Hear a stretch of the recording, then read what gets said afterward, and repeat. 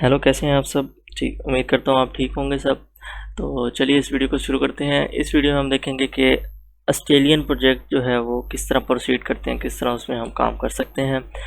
फ़र्ज़ कर लेते हैं एक क्लाइंट है, उसने काम करवाना है अपने एक कमर्शियल, एक उसने ऑफ़िस बनाना है, फ़र्ज़ कर लेते हैं, ठीक है। तो वो ऑफ़िस के लिए बनाने के लिए वो क्या करता है, वो एक कंसल्टेंट कंपनी प्राइवेट, ठीक है, अपने ओन पे वो बाय करता है, उसको हायर करता है और उसमें वो क्या करता है, उनसे जिस तरह के कोई रियल एस्टेट का बंदा है तो उसको वो हायर कर लेता है और उसमें वो उनको अपने डॉक्यूमेंट्स दे देता है कि ये मेरा प्लान्स हैं, ठीक है, और उस पे मैंने जो है वर्क करवाना है, उस पे कंस्ट्रक्शन करवानी है। तो वो उनको कंस्ट्रक्शन चाहे रेनोवेशन की है या कोई उसमें चेंजिंग हो रही है या थोड़ी बहुत, या कोई डेमोलिशन है, किसी किस्म का भी कोई काम है, तो वो उसके लिए एक पहले जो प्रोसेस है ना वो मैं आपको बता रहा हूँ। तो उसमें वो पहले एक कंपनी को हायर करता है जो कि रियल एस्टेट की मेनली होती है ज़्यादातर। For the commercial project and other के लिए भी आप कंसल्टेंट किसी भी कंपनी को हायर कर सकते हैं। तो क्लाइंट हायर करता है, उसके बाद वो जो है वो क्लाइंट वो आगे जो है रियल एस्टेट वाली कंपनी वो थर्ड यानी कि हमें रीच करती है। वो जैसा कि कोई जनरल कॉन्ट्रैक्टर हो गया, ठीक है, फ़र्ज़ करें आप जनरल कॉन्ट्रैक्टर की कंपनी में हैं और आप जनरल कॉन्ट्रैक्टर हैं, तो फिर आपको वो रीच करेगा और आप जैसी मुख्तलिफ 2-3 कंपनियों और को रीच करेगा ताकि वो बिडिंग कर सके। बिडिंग में ये होगा कि उनको वो देखेंगे, कंपेयर करेंगे आप सबकी प्राइसिंग को और आप सबकी क्वालिटी ऑफ वर्क को देखते हुए, सबके इस चीज़ को मद्देनज़र रखते हुए एक मीटिंग होगी, प्राइस क्लोज मीटिंग। उसमें वो जो है ना वो आपके सिलेक्शन कर लेंगे कि किसके साथ उन्होंने काम करना है। तो उसको कहते हैं बिड विन करना, ठीक है। हमारे लिए हमारी टर्म में वो यूज़ करते हैं बिड विन करना। तो हम बिड विन कर जाएंगे या कोई और कर जाएगा हमारे जैसे कंपनी का, तो उसमें वो बिडिंग के लिए क्या प्रोसेस यूज़ होता है वो मैं आपको बताने जा रहा हूँ। वो फ़र्ज़ करें हमें रीच करते हैं, हमें वो डॉक्यूमेंट सारी फाइल दे देते हैं। अब पहले सबसे नंबर वन जो काम है हमारे पास, फाइल आने के बाद हम से फाइल सेव करेंगे, डॉक्यूमेंट्स वगैरह प्रॉपर फोल्डर बनाएंगे उनके, ठीक है। हर कंपनी का एक अपना पैटर्न होता है, जैसे कि मैं यहाँ पे फ़ोल्डर जो है यूजुअली बनाया करता हूँ। पहला मेरा फ़ोल्डर होता है वो टेंडर डॉक्यूमेंट्स का होता है, ठीक है, और दूसरे नंबर पे कोई डिज़ाइनिंग से रिलेटेड होता है तो मैं वो दूसरा फ़ोल्डर बना लेता हूँ जो कि डिज़ाइन में होता है, डिज़ाइनिंग से रिलेटेड कि उसमें कोई डिज़ाइन फर्दर डिज़ाइन में चेंज आ रही है तो वो रखते हैं उसमें। उसके बाद टेंडर पैकेज होता है। टेंडर पैकेज ये है कि जो उसके अंदर आपका आ जाता है, आप कह लें कि RFI RFQs, ये सारे जो सभी अपने सभी या सब कॉन्ट्रैक्टर्स के साथ जो आपकी डीलिंग होती है वो आपके टेंडर पैकेज के अंदर आ जाती है। इसमें कोटेशंस भी आ जाती हैं मेनली। इसके बाद टेंडर BOQ होता है आपका हर ट्रेड का स्कोप ऑफ वर्क। BOQ को नाम से जाहिर है कि इसमें कोई स्कोप होगा, कोई इसमें क्वांटिटी, बिल ऑफ क्वांटिटीज़ है ना, तो इसमें आपकी जो भी क्वांटिटीज़ हैं जो टेक ऑफ करेंगे वो आपका आ जाएगा। चौथा फोल्डर हो गया। पाँचवा फोल्डर जो होगा आपका होगा टेंडर प्रोग्राम, ठीक है। इसमें आप प्रेजेंटेशन एक तैयार करेंगे जो कि मतलब ज़रूरी नहीं है, ठीक है, वो आप अपने उन पे यानी कि अपनी एक एफिशिएंसी इन्हांस करने के लिए during the price close meeting आप प्रेजेंटेशन वहाँ पे जाके तैयार करके लेके जाएं। यूजुअली लोग करते हैं तो वो वहाँ पे आप तैयार करके लेके जाएं ताकि वो प्रेजेंट कर सकें क्लाइंट के सामने मीटिंग में और वो क्लाइंट उससे इम्प्रेस होकर आपको काम हैंड ओवर कर सके। अच्छा, उसके बाद यह है कि सबमिशन वाला फोल्डर होता है छठे नंबर पे और इसके अंदर आपकी मेन फाइल्स आती हैं जो कि रिटर्नेबल स्केड्यूल कह लें, ठीक है, जिसमें मेन आपकी प्राइसिंग जाएगी। तो इस तरह के डॉक्यूमेंट जो सबमिशन में जाएंगे। सातवें नंबर पे होते हैं आपकी साइट की कंडीशन, कि साइट की फिल वक्त कंडीशन क्या है। साइट विज़िट करते हैं आप लोग, आपकी कोई टीम है, आप उसको भेजते हैं या आप खुद जाते हैं। ज़्यादातर यूजुअली एस्टिमेटर ही जाते होते हैं क्योंकि काम उन्होंने करना होता है तो उन्हें आइडिया होता है कि साइट पे इस वक्त क्या कंडीशन है। तो वो फ़ोटोज़ वगैरह लेते हैं, वो सारी वहाँ की फ़ोटोग्राफी वगैरह करके वो सातवें नंबर पर फ़ोटोज़ का फ़ोल्डर बना के उसमें एंटर कर देते हैं।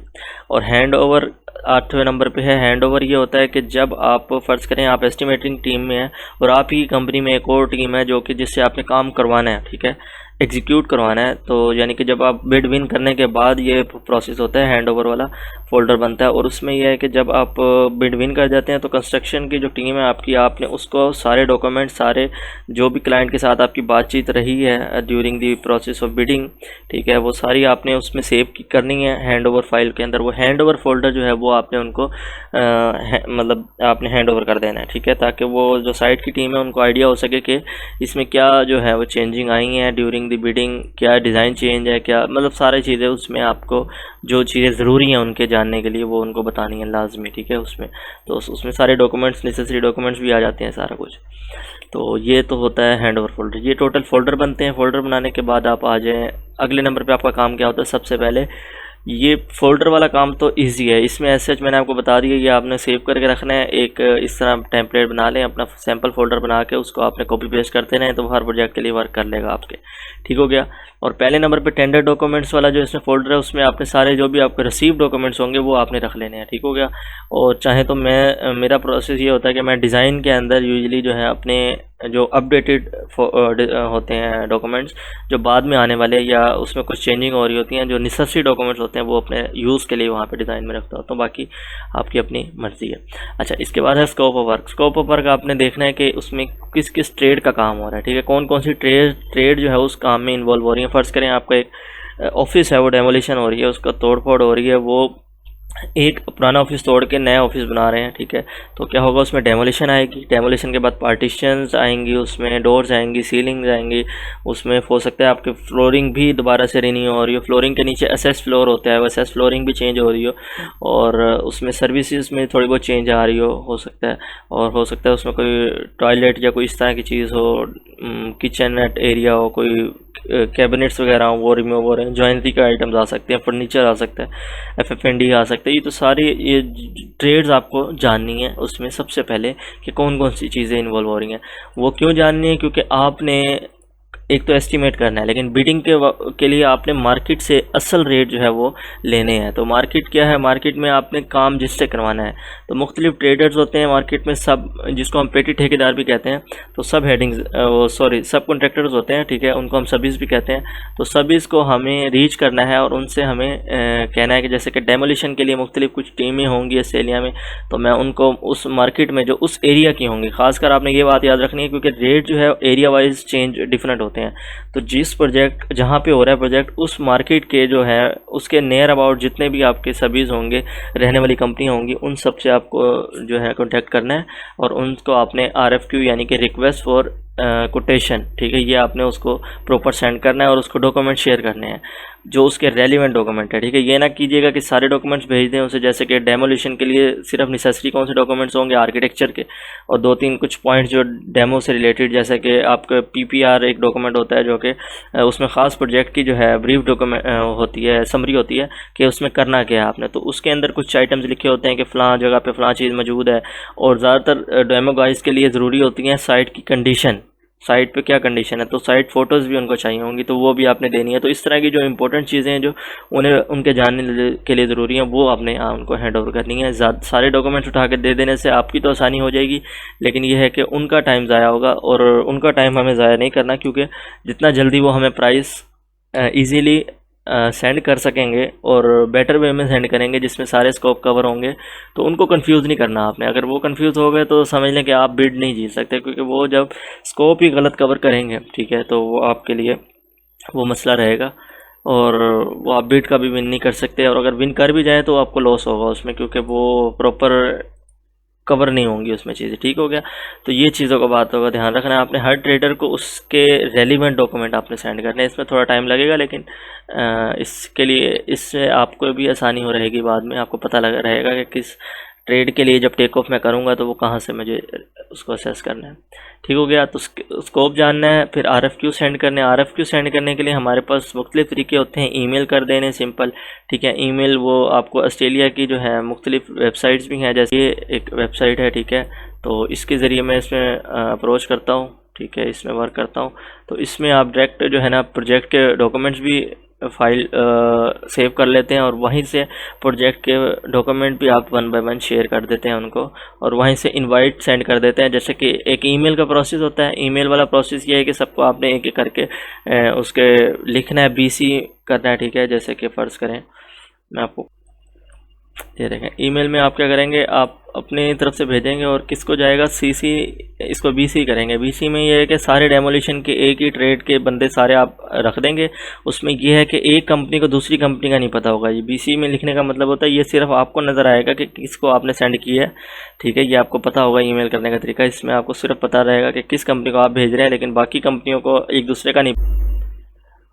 तो उसमें यह है कि कंपनियाँ एक दूसरे के बारे में वो समझेंगे कि ये हमसे ही, वो उनकी क्वालिटी ऑफ वर्क यानी कि कोटेशन देने की इनका इंटरेस्ट बढ़ जाएगा कि ये काम सिर्फ हम करेंगे। तो एक आइडिया उनसे हम लेते हैं। फिर फिर उनमें भी प्राइसिंग का हम कंपैरिजन करते हैं कि कौन बंदा काम ठीक देता है, किसका रिकॉर्ड अच्छा है प्रीवियस हमारे साथ काम करने का, कौन सिर्फ कोटेशन देता है और काम नहीं करता, तो वो नुकसान में जाती हैं चीज़ें। तो इसलिए हम इनसे प्राइसिंग ले रहे होते हैं, ठीक है। वो मार्केट के रेट के हिसाब से हमें प्राइस दे रहे होते हैं। फॉलोअप हो गए, रिमाइंडर सेंड करने हैं आपके वक्त के साथ साथ, उनको चेक करते रहना है कि उनको कॉल्स करके कि वो whether they are going to give us their quotation और नॉट, ठीक है। आपने ये चीज़ें उनसे पूछते रहना है। और उसके बाद ये है कि सम इम्पोर्टेंट टर्म्स इसमें क्या है कि वो जैसे कि फ़र्ज़ करें आप काम करते हैं ऑस्ट्रेलिया के लिए, तो ऑस्ट्रेलिया की आपको जो टर्मिनोलॉजी जो उसके लिए स्टैंडर्ड्स हैं वो भी आपको पता रहने चाहिए। तो इसमें पहले नंबर पे आपने सबसे पहले नंबर पे आपने देखना है कि रिस्क एंड अपॉर्चुनिटी आपने देखनी है कि इसके अंदर हमें इस प्रोजेक्ट को करने में हमें क्या नुकसान है, क्या फ़ायदा है, ठीक है। आपने दूसरे नंबर पे जो काम करना है वो स्कोप जानने के बाद आपने सभी इसको रिक्वेस्ट सेंड कर देनी है। उसके बाद वो अपने काम पे सारे लग जाएंगे, वो अपना काम करेंगे। उसके बाद चौथे नंबर पे आपने क्या करना है, आपने चेक करना है डॉक्यूमेंट्स को, सारे डॉक्यूमेंट्स को रीड करना है, उसमें क्या चीज़ें लिखी हुई हैं, किस तरह काम करना है, सारे इंपॉर्टेंट पॉइंट रीड करके आपने देखना है कि उसमें आपको कितना का फ़ायदा हो सकता है, ठीक है, और कितना नुकसान हो सकता है।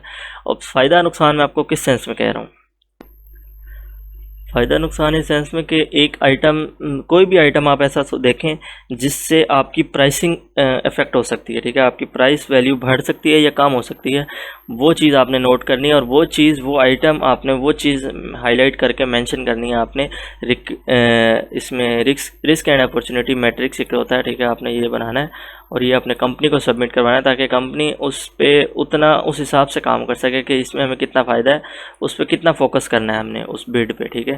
तो ये एक की पॉइंट होता है जो काफ़ी कंपनियां आपसे डिमांड कर रही होती हैं। इसमें क्या है, अपॉर्चुनिटी में आपको सिंपली बता देता हूँ कि अपॉर्चुनिटी किस टाइप की हो सकती है। जैसे कि हमारे पास कोई स्पेसिफिकेशन नहीं given, there is no specification given for any item like you can say tiling, so we can send a RFI also to the client that we don't have any specification for this and this styling, so we have assumed this styling as a simple standard tile size of this and this and with the rate of minimum rate of this।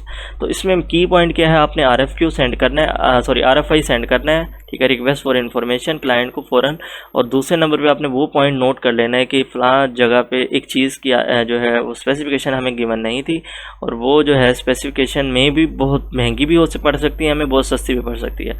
तो आपने क्या करना है, आपने सबसे minimum rate लिखना है वहाँ पे। वी हैव अलाउ फॉर $100, फ़र्ज़ कर लें कि उसकी मार्केट में $110 है, ठीक है, मिनिमम रेट। तो आप उस पर क्या है 100 लगाएंगे या 110 ही लगा देंगे। तो मिनिमम आपने रेट जो है पर मीटर स्क्वायर उसका आपने यूज़ कर लेना है, फ़र्ज़ करें तो वो रेट आपने लिख देना है RFQ के अंदर, ठीक है, कि वो अपॉर्चुनिटी है आपके लिए, आप सस्ते में उसको प्राइस कर रहे हैं, लेकिन जबकि कल को जब वो काम आएगा या तो वो मिनिमम होगी प्राइस या उससे थोड़ी ज़्यादा होगी। जब ज़्यादा होगी तो आपने कम में प्राइस की होगी तो वो ऑटोमेटिक आपकी प्राइसिंग जो है वो बाद में बढ़ सकती है after the winning of bid, ठीक है। क्योंकि पहले तो डिटेल ड्राइंग्स नहीं आती, जब बिडिंग हो रही होती है तो वो DNC प्रोजेक्ट होते हैं, उसमें कोई इतनी अप्रूवल भी नहीं होती, कोई प्रॉपर डिज़ाइनिंग भी नहीं होती, तो वो सिर्फ बिडिंग के लिए यूज़ कर रहे हैं। एक रफ सी ड्राइंग होती है, उसमें आपको स्पेसिफिकेशन कम मिलती हैं। तो स्पेसिफिकेशन जो डिटेल में बाद में आती हैं, तो स्पेसिफिकेशन आने के बाद जाहिर सी बात है उसका यूनिट रेट मिनिमम तो होगा ही होगा या उससे ज़्यादा ही होगा, ठीक है। तो ये सेफर एंड पे रहने के लिए किया जाता है, ये अपॉर्चुनिटी होगी। इसमें रिस्क क्या है, रिस्क हो सकता है कि फ़र्ज़ करें एक आइटम आपको मेंशन है किसी डॉक्यूमेंट में, जैसे कि आपको ब्रीफ डॉक्यूमेंट के अंदर वो बता रहा है कि लेवल 14 पे फ़लाँ जगह पे आपने फ़लाँ चीज़ रिमूव करनी है, जैसे कि 2-3 IT वॉल्स हैं वो आपने रिमूव करनी है, उसमें से उनको हटा के आपने उनकी जगह ग्लेजिंग लगानी है, या कोई फ़लाँ जगह पे लिफ्ट रूम है, लिफ्ट बालकनी के अंदर आपने कोई उसकी फ्लोरिंग चेंज करनी है, उसके कोई लिफ्ट बटन चेंज करने हैं। तो इस तरह के कोई आइटम्स वो मेंशन कर रहा है, जबकि प्लान्स पे उनका कोई जिक्र नहीं है या प्लान्स पे लेवल 14 है ही नहीं सीरीज से, तो ये कंट्राडिक्शन है। तो कोई चीज़ नोट क्लियर हो तो आपने उसको भी रिस्क में लिखना है कि ये कल को रिस्क बन सकती है हमारे लिए, कि हम इसको भी RFQ में लिख के उससे कंफर्म करेंगे। तो ये 2-3 चीज़ें जो रिस्क एंड अपॉर्चुनिटी में लिखी जाती हैं, ठीक है। और RFI इसके साथ साथ RFI पॉइंट्स भी बनते जाते हैं आपके, और RFI पॉइंट्स मतलब आप बना के फ़ौरन क्लाइंट को सेंड कर सकते हैं, जिसकी वजह से वो फ़ौरन रिस्पॉन्ड करे आपको। अच्छा, तो इसके बाद आ जाता है CDC एंड DA। ये इसकी जो है सर्टिफिकेट होते हैं, कुछ अप्रूवल सर्टिफिकेट, तो ये लिए जाते हैं। और इसमें PCA एक कंपनी है, ठीक है, अथॉरिटी है, इसका क्या रोल होता है मैं आपको इसमें बताता हूँ। अच्छा, CDC क्या होता है? Compliant development certificate. ठीक है, कंप्लायंट डेवलपमेंट सर्टिफिकेट ये एक ऐसा, ये DA डेवलपमेंट एप्लीकेशन सर्टिफिकेट होता है। ये दो तरह के सर्टिफिकेट हैं। दो इसमें एक सर्टिफिकेट एक वक्त में चाहिए होता है आपका। अगर प्रोजेक्ट छोटा है, कोई रेजिडेंशियल डेवलपमेंट है, कोई स्मॉल कमर्शियल प्रोजेक्ट कह लें, कोई माइनर सी रेनोवेशन कह लें, उसमें कोई एडिशन हो रही है किसी चीज़ में कोई, तो इन छोटे छोटे कामों के लिए ठीक है, एक स्ट्रेट फॉरवर्ड सी कोई आपने एप्लीकेशन देनी है, उस एक स्ट्रेट फॉरवर्ड एक फास्टेस्ट कह लें अप्रूवल प्रोसेस होता है इसका एज़ कम्पेयर टू DA। ठीक है, कंप्लाइंस सर्टिफिकेट का। तो ये डेवलपमेंट सर्टिफिकेट होता है, ये लोकल जो है प्लानिंग रेगुलेशन अथॉरिटीज़ होती हैं इसमें इन्वॉल्व होती हैं, और उसके कुछ स्टैंडर्ड होते हैं। वो बिल्कुल ही कोई मतलब जैसे कि सीढ़ियाँ बनाने का स्टैंडर्ड, DA टॉयलेट बनाने का, ठीक है, जो बुज़ुर्गों के लिए टॉयलेट बनता है तो उसके कुछ स्टैंडर्ड लॉज होते हैं, उनके अकॉर्डिंग कुछ चीज़ें बन रही हैं।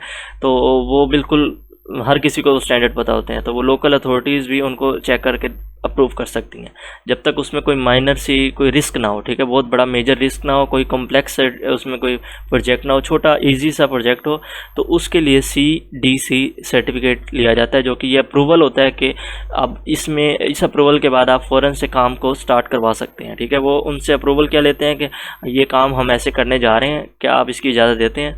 तो अगर वो नहीं देते, उसमें वो कुछ चेंजिंग करवाते हैं, कुछ वो उसके अकॉर्डिंग काम या नहीं करने देते, तो उसमें ये अप्रूवल होती है एक तरह से, आप समझ रहे होंगे। ठीक है, तो और दूसरे नंबर पे DA एप्लीकेशन कब ली जाती है? ये जब कॉम्प्लेक्स प्रोजेक्ट होते हैं। डेवलपमेंट एप्लीकेशन ये तब ली जाती है जब ये स्लो प्रोसेस होता है इसके अप्रूवल का।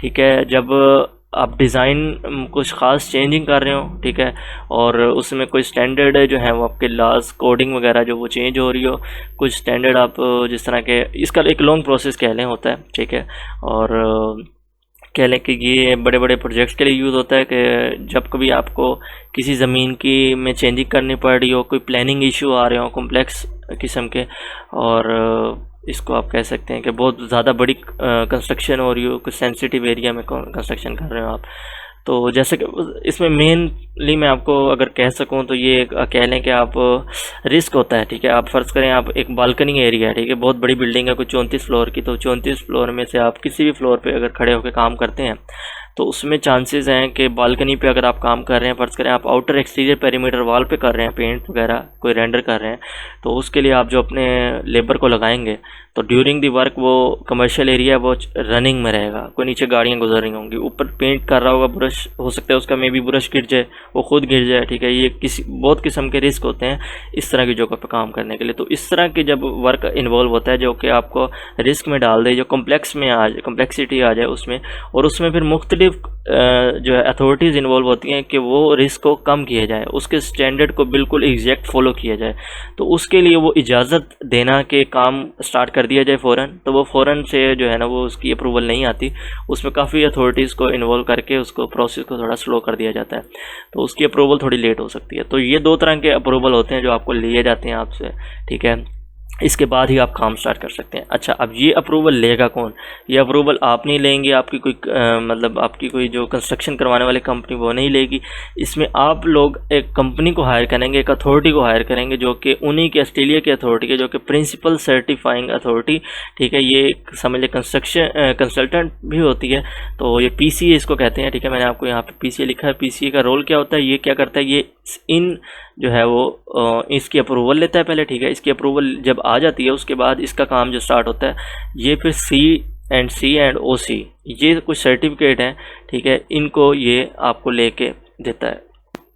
अच्छा, इसमें CC का क्या मतलब है? CC का है कंस्ट्रक्शन सर्टिफिकेट, यानी कि जब आपको अप्रूवल आ गई पीछे से, आप काम को स्टार्ट करवाना है, तो ये बंदा, इसको आप हायर करेंगे, इसकी फ़ीस होती है अपनी। ठीक है, ये क्या करता है, ये during the process of construction ये कंस्ट्रक्शन का काम स्टार्ट करवाता है फ़ौरन, और उसको स्टार्ट करवाने के लिए ये एक सर्टिफिकेट इशू करवाता है जो कि कंस्ट्रक्शन सर्टिफिकेट CC कहा जाता है, और वो उस सर्टिफिकेट के बेस पे वो कंस्ट्रक्शन कंपनी को कहता है कि आप ये सर्टिफिकेट आ गया, आप काम करने के अहल हैं, आप काम स्टार्ट करें। जब वो काम स्टार्ट कर देते हैं तो उसको वो काम को प्रोसेस को वो अपने मॉनिटर करता है। ठीक है, उसको वो प्रॉपर देखता है कि ये आया कि जो, क्योंकि उसने एक एग्रीमेंट किया होता है जिससे वो अप्रूवल ली होती है कि आप जो है स्टैंडर्ड के अकॉर्डिंग काम करवाएंगे।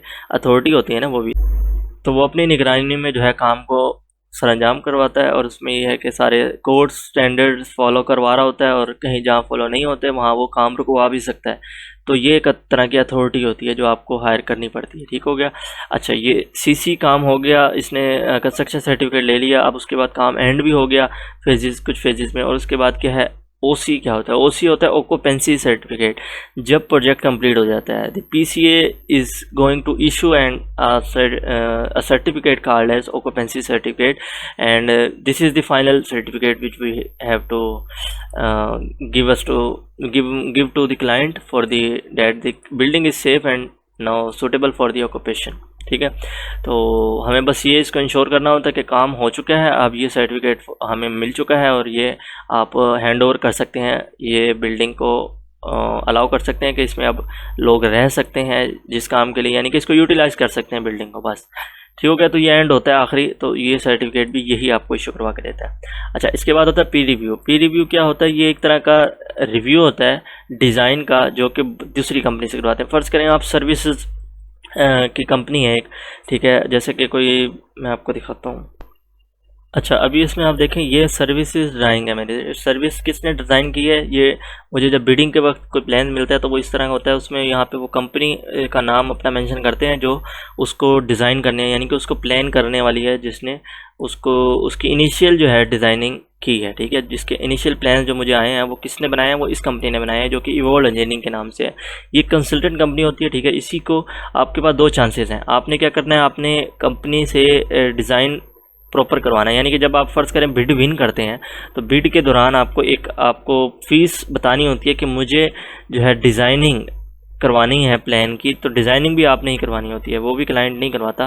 तो आगे जो फर्दर डिज़ाइनिंग है, जो इनिशियल डिज़ाइनिंग है, उससे लेके उधर से आगे फर्दर आपको जो प्रॉपर डिज़ाइन स्पेसिफिकेशंस के साथ जो प्रॉपर ड्राइंग्स वगैरह है वो भी आपने बनवानी है। किस कंपनी से बनानी है वो डिसाइड करने के लिए आप क्या करते हैं, आपके पास दो चांसेस होते हैं। एक चांस होता है कि आप वही कंपनी हायर कर लें जो इसने इनिशियल ड्राइंग्स बनाई है, यानी कि इवोल्व इंजीनियरिंग। ठीक है, मैं इसको रीच करूँगा, इस कंपनी के एड्रेस पर जाऊँगा, इसको कॉल्स करूँगा, इनको कॉन्टैक्ट करूँगा, और उनसे मैं कहूँगा कि आपने इस प्रोजेक्ट पे काम करने के लिए आपने ये ड्राइंग्स बनाई हैं इनिशियल, और मुझे फाइनल ड्राइंग्स भी चाहिए आप ही से, तो मुझे आप फ़ीस बता दें काइंडली इसकी। तो वे उसकी फ़ीस बताते हैं कि इसको, एक होता है कि मैं आपको अगर दिखा सकूं यहाँ पे, हाँ, एक होता है डीएनसी है कि आपका ये अभी प्रोसेस में है, यानी कि बिडिंग, ड्यूरिंग द बिडिंग आपके पास जो ड्राइंग आती है वो डीएनसी प्रोजेक्ट होता है। ठीक है, उसमें प्रॉपर ड्राइंग नहीं होती, ये इनिशियल ड्राइंग्स होती हैं जो कि इस कंपनी ने बनाई थी, मैंने अभी दिखाई। ठीक है, उस कंपनी को मैं कहूँगा कि आप डीएनसी से लेके आईएफसी यानी कि इशू फॉर कंस्ट्रक्शन से पहले आपको सारा डिज़ाइन फाइनलाइज करके देना है कंस्ट्रक्शन टीम को, ताकि वो उसको प्रॉपर वर्क करवा सकें। ठीक है, साइट पे। तो आईएफसी आपने उनसे जो है इशू करवाना है, तो आपने उनसे कहना है कि आईएफसी तक की ड्राइंग मुझे फाइनल आपने करके देनी है, तो उसकी फ़ीस मुझे बताएं, और उसकी तो ये फ़ीस आपने उनसे लेनी होती है। और रिव्यू करवाने की उनसे ज़रूरत नहीं होती, क्योंकि वो उसकी बेस यानी कि कह लें आप कंपनी होती है, और ये कंपनी वो कंपनी है जिसको आपके क्लाइंट ने अप्रूव किया है, क्योंकि ये क्लाइंट की तरफ से ड्राइंग्स आई हैं और उसने इस कंपनी से काम करवाना पसंद किया है, तो ये कंपनी उसकी क्लाइंट की बताई हुई कंपनी है। तो ये इसको कह सकते हैं आप इनकम्बेंट, या फिर आप इसको कह सकते हैं नॉमिनेटेड कंसल्टेंट कंपनी। ठीक है, तो नॉमिनेटेड कंसल्टेंट कंपनी के लिए आपको कोई ज़रूरी नहीं है कि आप उससे जो है वो उसका रिव्यू करवाएं। ठीक है, रिव्यू तब ज़रूरत होती है जब कोई जो काम की आपको हो सकता है कि मिस्टेक हो इसमें, लेकिन जो है कि ये जो कंसल्टेंट कंपनी है ये क्लाइंट की बताई हुई है, और इसमें कोई मिस्टेक के चांसेस नहीं होते, क्योंकि वो क्लाइंट से डायरेक्ट राब्ते में होते हैं और वो उसको काम को ठीक तरह से जो है सर अंजाम दे सकते हैं। अच्छा, दूसरा इसमें आपके पास ऑप्शन क्या होता है? दूसरा ऑप्शन होता है कि दूसरा ऑप्शन है आपके पास, दूसरा ऑप्शन ये है कि आप कोई भी कुछ सर्विसेज, जैसे कि आप इलेक्ट्रिकल का कंट्रैक्टर, सब कंट्रैक्टर है, उसको रीच कर रहे हैं और उससे आप काम करवा रहे हैं। जैसे कि आप उससे कोटेशन लेते हैं कि ये सर्विसेज जो इलेक्ट्रिकल का काम है वो आप मुझे करके दें, और मुझे कितने में करके देंगे, तो वो आप उसी से कहें कि आप ये जो ड्राइंग है, इनिशियल ड्राइंग किसी और कंपनी ने बनाई है, आप फाइनल यानी कि आईएफसी ड्राइंग्स तक फाइनल ड्राइंग मुझे कंस्ट्रक्शन के लिए उसकी फ़ीस बताएं कि आप कितने में वो डिज़ाइन फाइनल करके देंगे मुझे। तो यूजुअली जो है दूसरी किसी कंपनी से आप करवाते हैं जो कि नॉमिनेटेड नहीं होती, तो वो आपको कम फ़ीस बताती है, ठीक है। लेकिन यह है कि वो आपके लिए वो आपका दूसरा ऑप्शन होता है। पहले प्रेफरेबल ऑप्शन तो आपका यही होता है कि जो कि क्लाइंट ने बताई है नॉमिनेटेड कंसल्टेंट कंपनी, उसी से आप काम करवाएं, क्योंकि उसमें रिव्यू की ज़रूरत नहीं होती। उसमें क्लाइंट भी सेटिस्फाई होता है कि ये काम ठीक कर रहे हैं और हम भी सेटिस्फाई होते हैं। लेकिन जब किसी दूसरे से हम काम करवाते हैं तो उसकी जो है रिस्पॉन्सिबिलिटी वो हम लेते हैं। क्लाइंट को हम कहते हैं कि फ़लाँ कंपनी से हम काम करवा रहे हैं अपनी मर्ज़ी से, और वो कंपनी जो है वो उसका रिव्यू जो है वो कौन करेंगे, वो करेंगी जो मेंशन बाय क्लाइंट होती है कंपनी, यानी कि नॉमिनेटेड कंपनी। यानी कि अगर मैं किसी और कंपनी से इसका काम करवाता हूँ, इससे मैं कहता हूँ IFC ड्राइंग मुझे फ़ाइनल करके दें, तो ये वाली कंपनी से मैं क्या कहूँगा, इस कंपनी से मैं कहूँगा काइंडली मैं डिज़ाइन जो है वो अपना फाइनलाइज़ करके आपको हैंड ओवर करूँगा, तो मुझे सिर्फ आप रिव्यू करने की फीस बताएं कि उस काम को रिव्यू करें आप, क्योंकि ये क्लाइंट की बताई हुई नॉमिनेटेड कंसल्टिंग कंपनी है। तो इस पर हम जो है वो इसको ज़्यादा चीज़ों का पता होता है उस ड्राइंग के मतलब, उस प्रोजेक्ट के मतलब, तो ये रिव्यू कर सकता है। इसका रिव्यू करने के बाद क्लाइंट हमें अप्रूवल देगा, ठीक है। इसका रिव्यू नहीं करवाएंगे तो क्लाइंट आपको कभी भी उसका जो है ड्राइंग्स को फॉलो नहीं करने देगा। तो उसका पी रिव्यू फीस होती है, यानी कि इसका रिव्यू करवाने की, तो वो इसी कंपनी से हम पूछेंगे कि मुझे बताएं कि सिर्फ और सिर्फ डिज़ाइन में किसी और से करवाऊंगा फ़ाइनल, आप मुझे सिर्फ अपनी फ़ीस बताएं जो कि आप उसके डिज़ाइन को रिव्यू करने के लेंगे, ठीक है। तो वो फ़ीस आप उससे लेते हैं, ठीक है। तो आपको समझ आ गई होगी होप सो कि इसमें पी रिव्यू की क्या अहमियत होती है। अच्छा, ये सारी चीज़ें ऊपर वाले जो हैं वो हम देख चुके हैं। अब इसके बाद हम देखते हैं कि कॉस्ट टैक्स का प्रोसीजर जो है वो क्या होता है, कॉस्ट टैक्स को हम कैसे काम करते हैं, उसको टेक ऑफ के लिए कैसे यूज़ करते हैं, उसमें हम कैसे कॉस्ट कंपैरिजन करते हैं, अपनी जो भी सर्विस की प्राइसिंग आती है उसको अपनी प्राइसिंग के साथ स्कोप ओवर कैसे चेक करते हैं कि सारे आ चुके हैं कि नहीं, उसके बाद हम फाइनल कैसे चेक करते हैं उस प्रोजेक्ट को। तो चलिए इस पर देखते हैं कि पहले के प्रोजेक्ट कैसे इसमें बनाया जाता है। अब इसमें हम देख लेते हैं कि फ़र्ज़ करो ये कॉस्ट टैक्स है, तो मैं कॉस्ट टैक्स ओपन करता हूँ। अच्छा, ये कॉस्ट टैक्स पे आ जाते हैं हम। ये कॉस्ट टैक्स पे आ गए हैं। कॉस्ट टैक्स ओपन करने के फ़ौरन बाद आपको वो पूछेगा कि आपके प्रीवियस प्रोजेक्ट हैं, रिसेंट में आप कौन सा ओपन करना चाहते हैं। तो मैं कोई भी इसमें से ओपन नहीं करना चाहता, तो मैं इसको कैंसिल करता हूँ। मैं एक न्यू प्रोजेक्ट बनाना चाहता हूँ। तो न्यू प्रोजेक्ट को आप इस तरह समझे कि आपके पास एक बिल्डिंग है, ठीक है। एक बिल्डिंग है, फ़र्ज़ करें बिल्डिंग ए और बिल्डिंग बी। अब क्लाइंट आपका एक बिल्डिंग ए में काम करवा रहा है आपसे, ठीक है। बिल्डिंग ए में आपसे वो काम करवाता है लेवल 1 पे, ठीक है। एक टाइम में एक प्रोजेक्ट होता है जो कि लेवल 1 के लिए होता है सिर्फ। उसका काम करवाने के बाद, बिड विन करने के बाद, आपका सारा काम उसका हैंड ओवर करने के बाद एक और प्रोजेक्ट आता है जो कि लेवल 4 उसी बिल्डिंग में लेवल 4 के लिए है।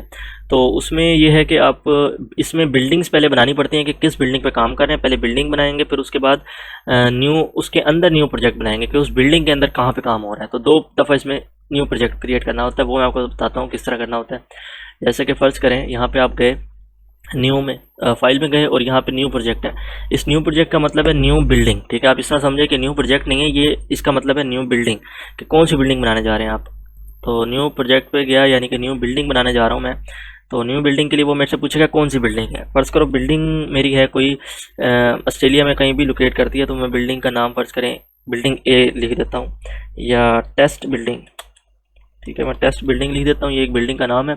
अब इसके बाद ये किस कोड में है, प्रोजेक्ट का कोड क्या है, यानी कि किस जगह पे लोकेट करती है। अब ये फ़र्ज़ करें ऑस्ट्रेलिया की है, तो ऑस्ट्रेलिया में NSW जो है इसका कोड है, तो इस जगह पे लोकेट करती है। और इसकी लोकेशन क्या है, ये कौन सी सिटी में, ज़्यादातर सिडनी में फ़र्ज़ करेंगे है, तो सिडनी लिख दूंगा यहाँ पे और ओके कर दूंगा इसको, ठीक है। ये बिल्डिंग मेरी बन के आ जाएगी जो कि टेस्ट बिल्डिंग है एक, ठीक है। तो ये बिल्डिंग बन गई। अब इस बिल्डिंग के अंदर फ़र्ज़ करें वो क्लाइंट काम करवाना चाह रहा है लेवल 5 पे, ठीक है। फ़र्ज़ करें लेवल 5 पे वो काम चाह रहा है, तो उस प्रोजेक्ट का नाम मैं अब लिखूंगा। अब मैं दोबारा जाऊंगा फाइल के अंदर। अब यहाँ पे मुझे इस पे नहीं जाना है क्योंकि न्यू बिल्डिंग तो क्रिएट हो चुकी है मेरी। अब न्यू प्रोजेक्ट पे जाना है जो कि ये है, ठीक है। असल न्यू प्रोजेक्ट ये है। तो आप इस तरह समझ लें कि न्यू बिल्डिंग के अंदर अब न्यू प्रोजेक्ट क्रिएट कर रहे हैं, तो इसमें आप क्या लिखेंगे, लेवल फ़र्ज़ करें 4 और 5 इन पे वो काम करवा रहे हैं मेरे से। तो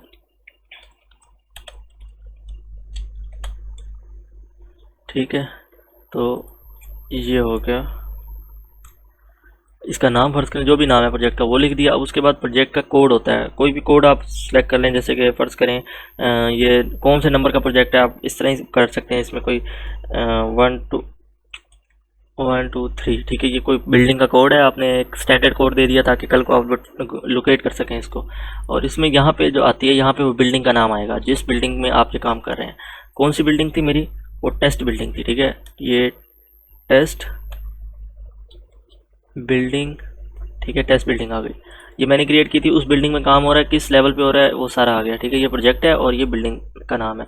अच्छा, अब इसके बाद बिल्डिंग टाइप, कौन सी टाइप की बिल्डिंग है। ये कमर्शियल बिल्डिंग है, ज़्यादातर इसमें ऑफिसेज हैं, या ये कमर्शियल रेजिडेंशियल है, तो ये आपने कमर्शियल फ़र्ज़ करें आपने सेलेक्ट कर लिया, ठीक है। ऑफिसेज हैं इसमें। और इसके बाद ये है कि ये यहाँ पे होती है बेस स्टैंडर्ड शीट। जैसे कि आपने कोई स्टैंडर्ड शीट बनाई है, जिस तरह के कह लें कि आपकी एक कंपनी है, ठीक है। कंपनी वाले एक स्टैंडर्ड शीट फॉलो करते हैं। उसमें नंबर 1 पे आपकी प्रीलिमिनरीज आती हैं, दूसरे नंबर पे आपके डेमोलिशन आ जाती है, तीसरे नंबर पे आपकी कह लें कि आपका डेमोलिशन के बाद पार्टीशन आ जाती हैं। ये मुख्तलिफ ट्रेड्स आती हैं। एक स्टैंडर्ड शीट आपके बने बनाए आपके पास होती है, ठीक है, मुख्तलिफ प्रोजेक्ट्स में जिस तरह। तो वो स्टैंडर्ड शीट यहाँ पे आप डाल सकते हैं, या आप उसे बता सकते हैं कि बेस ऑन कि ये किस प्रोजेक्ट जैसा है। कोई प्रोजेक्ट जैसा मतलब इसी तरह का जिस तरह का ये प्रोजेक्ट आया है, इस तरह का कोई पहले आपने काम किया हो, तो वो प्रोजेक्ट आप यहाँ से डायरेक्ट जाएंगे। फ़र्ज़ करें मेरे पास ये वाला प्रोजेक्ट है, ठीक है, ये वाला फ़र्ज़ करें ब्रिज स्ट्रीट, इस जैसा प्रोजेक्ट है बिल्कुल ये। तो मैं इस पर क्लिक करूँगा, इसके अंदर जितनी भी एक्सेल शीट्स होंगी वो मेरे पास इसमें ओपन हो जाएंगी, ठीक है। लेकिन वो एज अ रेफरेंस ओपन होंगी, ताकि मैं उनका यूज़ करते हुए उनकी हेल्प ले सकूँ और इस प्रोजेक्ट के लिए उनको यूटिलाइज़ कर सकूँ। तो ये यहाँ पे शीट्स ओपन होंगी उस प्रोजेक्ट से। अदरवाइज़ अगर आप कुछ नहीं सिलेक्ट करते तो फिर आपके पास क्या है, सिंपल एक एक्सेल आएगा जो कि कुछ भी नहीं लिखा होगा उस पर, ठीक है। तो यहाँ पे स्टैंडर्ड शीट कोई भी आप अपने बाय डिफ़ॉल्ट सेलेक्ट कर सकते हैं। यूनिट आप इसका क्या रखना चाह रहे हैं वो आप लिख सकते हैं, मीटर्स में रखूँगा। और डिफ़ॉल्ट हाइट आप इसमें सेलेक्ट कर सकते हैं। फ़र्ज़ करें 2.7 मेरी यूजुअली ये सीलिंग हाइट होती है, तो मैं इसको रख देता हूँ। बाद में चेंज कर सकता हूँ अगर मैनुअली बाद में किसी की भी करना चाहूँ तो। अब इंसर्ट करता हूँ। इंसर्ट करने के बाद ये क्या प्रोजेक्ट क्रिएट हो जाता है।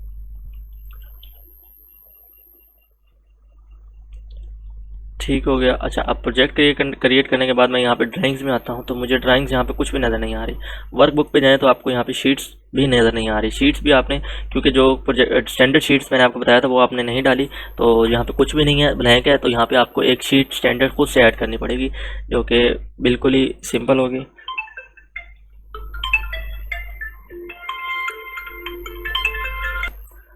अच्छा, इसमें आप कोई भी इसका नाम दे सकते हैं स्टैंडर्ड शीट का, ठीक है। मैंने कोई नाम दे दिया और यहाँ पे मैं उसकी जो है फ़ॉन्ट वगैरह सेलेक्ट कर सकता हूँ। आपकी कंपनी जो से फ़ॉन्ट को फॉलो करती है वो भी आप कोई सा भी इसमें सेलेक्ट कर सकते हैं, ठीक है। तो वो आप सेलेक्ट कर लेंगे तो ये आपके पास शीट जो है वो आ जाएगी, ठीक है। ये मैंने सेलेक्ट किया और ये मेरे पास शीट बन के आ गई है। ये शीट कुछ इस तरह आ गया है। यहाँ पे आप डिस्क्रिप्शन लिखेंगे, यहाँ पे डेमोलिशन लिख दी, उसके अंदर फिर आगे वर्क करके मैं आपको बताऊंगा कैसे करते हैं। अभी डेमोलिशन, इस पर हम मार्किंग पे आ जाते हैं। ड्राइंग्स कैसे इंपोर्ट करनी है, सिंपल आप गए ड्राइंग्स में, ड्राइंग्स टैब के अंदर आपको यहाँ पे आ जाता है ऐड। अच्छा, इसमें ऐड ड्राइंग सिंपल होता है। एक होता है तरीका जो कि आपके सिस्टम के अंदर, पीसी के अंदर जो ड्राइंग्स पड़ी हैं आप उनको डालते हैं। उसमें ये होगा कि सिर्फ आप ही उस प्रोजेक्ट पे काम कर सकेंगे, कोई दूसरा बंदा उस पर काम नहीं कर सकेगा, ठीक है। तो उसमें ये होता है, उसमें एक नुकसान ये होता है कि आप टीम वर्क नहीं कर सकते। आप टीम वर्क के लिए किसी को आप हेल्प लेना चाहें या रिव्यू करवाना चाहें अपने सीनियर को काम, तो हैंड ओवर करना चाहें तो वो काम आपका जो है वो नहीं देख सकेंगे। मार्किंग तो खासकर करके वो नहीं देख सकेंगे। आपका एक्सेल शीट जो वर्कबुक है वो देख सकेंगे, लेकिन उसमें भी आपको टेक ऑफ तो वो उनको नज़र नहीं आएंगे, तो रिव्यू नहीं हो सकेगा, उसमें कोई मार्किंग चेंजिंग नहीं कर सकेंगे। तो बेटर वे जो है वो यूज़ करने का, यूटिलाइज़ करने का इसमें होता है कि माइक्रोसॉफ्ट शेयर पॉइंट होता है कि ऑनलाइन आपने इस पर कोई भी ड्राइंग अपलोड करनी है, ठीक है। कोई भी आपने यहाँ पे, जैसे कि मेरी ड्राइव है, ठीक है, इसके अंदर आप कोई भी अपलोड कर देते हैं एक फोल्डर बना के, तो आप उसका लिंक यहाँ पे डाल देते हैं, ठीक है। ठीक है, जैसे कि मैं आपको दिखाऊं, अगर फाइल में जाएंगे तो यहाँ पे आपको ऑप्शन मिलेंगे। ऑप्शन में जाने के बाद आप क्या करेंगे, यहाँ पे एक क्लाउड है, ठीक है, ऑनलाइन आपकी यहाँ पे असेस हो जाता है। तो माइक्रोसॉफ्ट शेयर पॉइंट मैंने किया हुआ, कॉन्फ़िगर पे जाएंगे तो आप यहाँ पे उसका यूआरएल डालेंगे जिस ड्राइव का, यानी कि गूगल ड्राइव या जहाँ पे भी आपने ऑनलाइन शेयर पॉइंट एक बनाया हुआ है उसका आप जो यूआरएल वो इस पर पेस्ट करेंगे और कॉन्फ़िगर कर लेंगे। फिर उसके अंदर ऑनलाइन असेस ये यहाँ से करेगा, ठीक है। समझ लें कि ड्राइव आपने लिंक डाल दिया उस ड्राइव का, उस ड्राइव को यहाँ से असेस करेगा। यानी कि उस पर कोई आप फाइल अपलोड करते हैं, ड्राइंग्स अपलोड करते हैं, जो कि कंपनी के बंदे वहाँ से असेस कर सकते हैं। यानी कि वो ड्राइव ऐसी होनी चाहिए जो कि शेयर हो, यानी कि आपकी कंपनी में जिस जिसको आप रिव्यू करवाना चाहते हैं, जिस जिसको आप दिखाना चाहते हैं अपना काम, उसके पास वो ड्राइव का असेस होना चाहिए, ठीक है। इस तरह आप समझ लें। अब माइक्रोसॉफ्ट शेयर पॉइंट पर जाएंगे, यहाँ से आप कोई भी ऑनलाइन, मैं अपनी लोकेशन पर जाता हूँ तो जो भी मेरे पास है ड्राइव, तो उसमें कोई भी ड्राइंग्स है वहाँ से ये पहले मेरे से पूछेगा कि आप उसी के कंपनी के हैं कि नहीं है, ठीक है। वो सारा वो प्रोसेस होगा। ये थोड़ा स्लो प्रोसेस है इसलिए मैं बंद कर रहा हूँ। इसमें आपने सिंपल करना है कि यहाँ से वो ड्राइव की खुल जाएंगे और आप उसका जो है फोल्डर बाय फोल्डर जाके उसके अंदर कोई भी ड्राइंग जो है वो अपलोड कर सकते हैं। ठीक हो गया। तो ये थोड़ा स्लो प्रोसेस है क्योंकि नेट का यहाँ मेरे पास जो है इशू आ रहा है, तो ये काफ़ी टाइम लेगा। तो बेटर ये है कि मैं आपको दूसरी जगह से ड्राइंग जो है वो अपलोड करके दिखा दूँ। बल्कि इस तरह करते हैं कि हम वही अपलोड कर लेते हैं।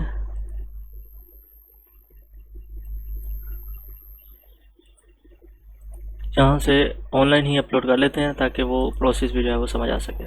तो आप ये देख सकते हैं कि मैं फ़ोल्डर में आ चुका हूँ, ठीक है, और ये फ़ोल्डर्स के अंदर ये मेरी ड्राइंग्स पड़ी हैं।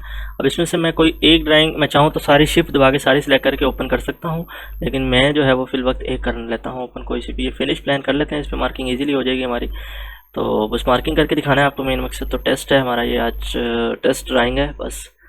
तो आप चाहें तो ज़्यादा भी कर सकते हैं, उसमें यह है कि टाइम टेकिंग है थोड़ा सा, ये लोड करने में टाइम लेता है। इसमें यह है कि सारी ड्राइंग आप एक साथ अपलोड करेंगे तो ये आपसे पूछेगा कि ये ड्राइंग को आपने किस फोल्डर में सेव करना है। फ़र्ज़ करें ये मेरा लेवल 4 पे की ड्राइंग है, लेवल 4, और आर्किटेक्चर है तो मैं आर्किटेक्चर के फोल्डर बना लेता हूँ। तो ये कोई भी आप फोल्डर बना सकते हैं, उसके अंदर ये ड्राइंग सेव होगी। आप फ़र्ज़ करें ये प्रीवियस ड्राइंग्स हैं, इसके बाद आपके पास लेटेस्ट ड्राइंग आती हैं तो आप उसके अलग फोल्डर में अपलोड करेंगे जो कि अपडेटेड ड्राइंग्स के नाम से या अपडेटेड आर्किटेक्चर प्लान्स के नाम से बना सकते हैं फोल्डर आपके इस अपनी मर्ज़ी से। ठीक हो गया। इसका यूनिट सेलेक्ट कर सकते हैं आप, फ़र्ज़ करें तो चाहे तो इसका जो है वो पहले से आप इसका स्केल सेलेक्ट कर सकते हैं कि जो कि यूजली नॉर्मली 1:100 होता है, तो मैं वही सिलेक्ट कर लेता हूँ। तो ठीक हो गया। तो ये मैंने सेलेक्ट कर लिया, स्केल सेलेक्ट हो गया जो कि दोनों साइड पे 1:100 है। और अगर ना भी हुआ है तो मैं इसमें बाद में भी इसको शीट को सिलेक्ट करके इसका स्केल चेंज कर सकता हूँ। तो ओके करता हूँ, इंसर्ट कर लेता हूँ इस फाइल को। ये देखें ये फोल्डर के अंदर मेरी ड्राइंग जो है वो अपलोड हो चुकी है। ये ड्राइंग को मैं खोल लेता हूँ, ये खुली पड़ी है। राइट क्लिक करूँगा, इसका मुझे स्केल अगर चेंज करना है तो मैं एडिट ड्राइंग प्रॉपर्टीज़ में जाके इसका स्केल मज़ीद चेंज कर सकता हूँ बाद में। ठीक है। तो अब इस पे काम जो है वो करने के लिए मैं आपको बताता हूँ। इसमें मेनली आपको पता है 3 कमांड्स होती हैं, लीनियर, काउंट और एरिया। ठीक है। अब इसमें ये होता है कि इसमें एरिया से आप वॉल्यूम भी बना सकते हैं, ठीक है, डेप्थ देके। और जैसे कि क्यूबिट अगर आपने किया हो तो क्यूबिट में होता है कि उसमें डेप्थ देके आप ए वॉल्यूम बना सकते हैं। और इसमें एक और चीज़ भी होती है कि आप जो कि वॉल एरिया होता है, ठीक है, आप कह सकते हैं कि वर्टिकल एरिया, यानी कि उसमें आप एक लीनियर मार्क करते हैं और उसको आप कहते हैं कि ये वॉल का लीनियर लगाया मैंने, और वाल का लीनियर को जब आप हाइट के साथ मल्टीप्लाई करवाते हैं तो आपका एरिया बनना चाहिए। तो इसमें एरिया भी, वर्टिकल एरिया वाल के लिए वो भी बन जाता होता है। ठीक हो गया। तो उसमें आपकी कमांड जो होती है वो लीनियर की लगाते हैं, लेकिन डिस्प्ले जो वो एरिया के अंदर आ रहा होता है क्योंकि आप प्रॉपर्टीज़ में जाके उसकी हाइट वगैरह चेंज करते हैं। ठीक हो गया। और चौथे नंबर पर इसमें कोई भी कमांड हो आपका, जैसे कि इसमें मल्टीप्लाई फैक्टर भी आप डाल सकते हैं उसमें कि कितनी बार, जैसे कि एक रूम है आपका बिल्डिंग ए के अंदर, आपका रूम नंबर ए है और बी है, 2 रूम है, ठीक है, स्टैंडर्ड। तो ए रूम 5 दफ़ा आ रहा है और बी रूम भी 5 दफ़ा आ रहा है। तो आप इसका क्या करते हैं कि आप जब मार्किंग करते हैं रूम ए की, तो उस रूम ए की मार्किंग को आप का फैक्टर रख देते हैं मल्टीप्लाई बाय 5।